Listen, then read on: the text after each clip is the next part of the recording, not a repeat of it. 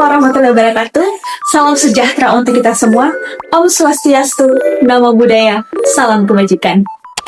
Hai, saya Luciana Kawardani, asisten ahli Universitas Maliku Saleh. Saya peserta Lansar 2026, angkatan 1, kelompok 1. Pada video kali ini, aku akan menjelaskan rekapitulasi kegiatan saya selama aktualisasi. Nah, judul aktualisasi saya adalah optimalisasi penyusunan kurikulum di Prodi Perencanaan Wilayah dan Kota berbasis outcome-based education di Universitas Maliku Saleh. Tujuan aktualisasi ini adalah mengoptimalkan penyusunan kurikulum PWK agar sesuai dengan standar nasional. Kegiatan pertama yaitu penyusunan dokumen dasar. Pada tahap pertama dilakukan penyusunan dokumen dasar berbasis OBI. Kegiatan ini dimulai dari identifikasi regulasi seperti SNDikti dan konsep dasar OBI. Dilanjutkan juga konsultasi dengan mentor serta rapat koordinasi tim untuk pembagian tugas. Output dari kegiatan ini yaitu draft awal, notulen rapat, timeline kerja, dan surat permohonan SK tim penyusun. Pada tabel ini bisa dilihat kegiatan 1 memuat 7 nilai berakhlak karena dokumen disusun berdasarkan regulasi yang jelas dan dapat dipertanggungjawabkan. Kegiatan kedua yaitu studi literatur kurikulum sejenis. Kegiatan ini mengkaji kurikulum dari perguruan tinggi unggulan. Tahapan ini meliputi pengumpulan referensi, analisis CPL, struktur kurikulum, serta penyusunan rekomendasi. Kegiatan ini memuat 7 nilai berakhlak juga, mulai dari berorientasi pelayanan hingga kolaboratif. Karena melalui analisis ilmiah dan diskusi yang terstruktur. Kegiatan 3 yaitu penyusunan profil lulusan dan capaian pembelajaran lulusan. Pada tahap ini dilakukan identifikasi kebutuhan stakeholder, penyusunan draft profil lulusan, serta CPL yang terukur. Kegiatan ini juga memuat 7 nilai berakhlak karena disusun berbasis kebutuhan stakeholder dan menyesuaikan kebutuhan dunia kerja. Kegiatan 4 yaitu penyusunan struktur kurikulum dan matriks CPL CPMK. Kegiatan ini ditunjukkan dengan menyusun struktur kurikulum, distribusi SKS, dan pemetaan CPL ke dalam mata kuliah melalui matriks CPL dan CPMK.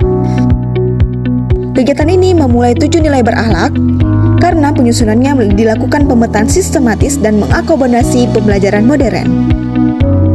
Selanjutnya, kegiatan 5 yaitu lokakarya kurikulum berbasis OBI. Draft kurikulum yang sudah dibuat dipresentasikan dalam lokakarya untuk mendapatkan masukan dari dosen dan stakeholder, lalu dilakukan perbaikan secara substansi.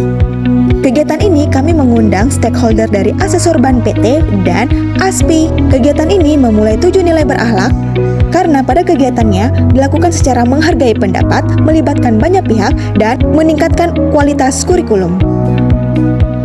Kegiatan keenam yaitu finalisasi draft kurikulum. Setelah lokakarya, dilakukan revisi dan penyempurnaan hingga menjadi draft final kurikulum berbasis OBI. Kegiatan ini memuat 7 nilai berakhlak dengan memastikan dokumen lengkap, menyempurnakan isi, berkomitmen menyelesaikan tugas, ada koordinasi tim, dan menerima revisi. Selanjutnya, kegiatan 7 yaitu validasi kurikulum. Draft yang sudah direvisi kemudian divalidasi melalui presentasi kepada pimpinan dan mentor untuk mendapatkan persetujuan resmi. Output dari kegiatan ini yaitu dokumen tervalidasi dan ditandatangani. Kegiatan ini memuat 7 nilai berakhlak karena melalui pengesahan resmi dan melibatkan pihak terkait. Kegiatan terakhir yaitu sosialisasi dan diseminasi kurikulum.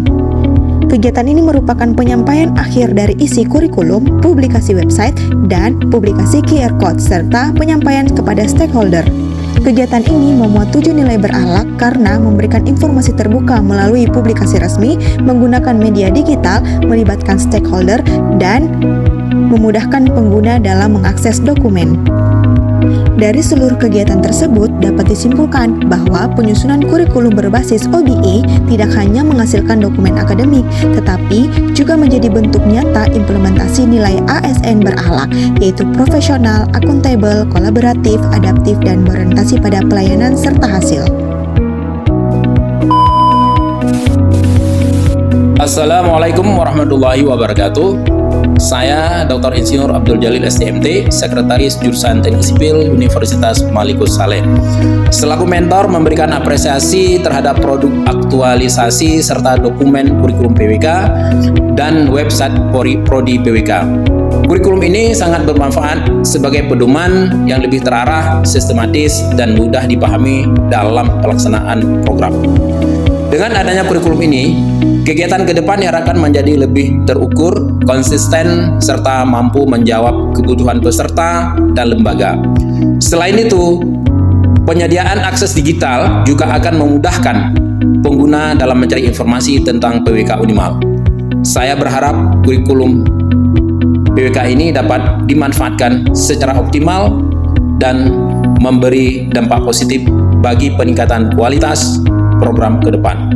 Wassalamualaikum warahmatullahi wabarakatuh.